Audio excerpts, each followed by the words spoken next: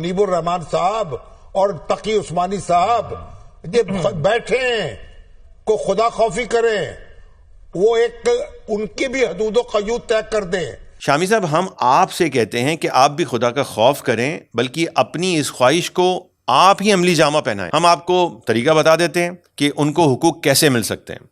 2 طریقے ہیں، دونوں ہی سادہ ہیں اور بہت آسان ہیں.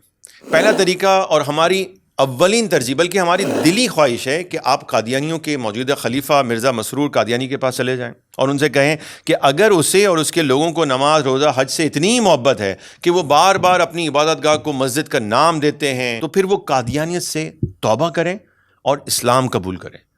پھر انہیں اسلامی شعار استعمال کرنے کا مکمل حق بھی حاصل ہوگا، بلکہ میں اور آپ مل کر ان کے ساتھ کھڑے ہوں گے. اور اگر وہ دعوت اسلام کو قبول نہیں کرتے تو پھر دوسرا طریقہ یہ ہے کہ شامی صاحب آپ ذرا مرزا مسرور سے کہیں کہ وہ خود واضح طور پر اعلان کرے اور لکھ کر دے دے کہ وہ مسلمان نہیں بلکہ غیر مسلم ہے.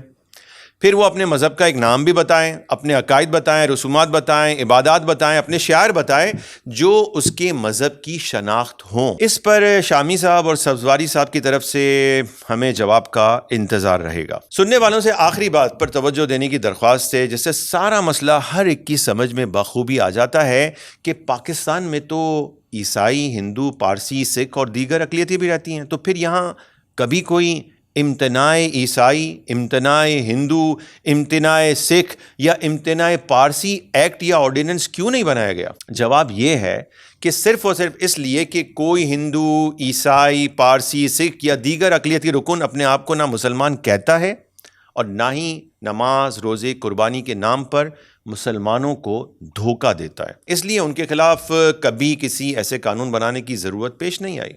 امتناع قادیانی آرڈیننس قادیانیوں کو اسلام مخالف کاموں سے روکنے کے لیے بنایا گیا ہے، اور یہی اس قانون کا نام بھی ہے: anti Islamic activities of Qadiani group, Lahori group, Ahmadis, prohibition and punishment ordinance 1984.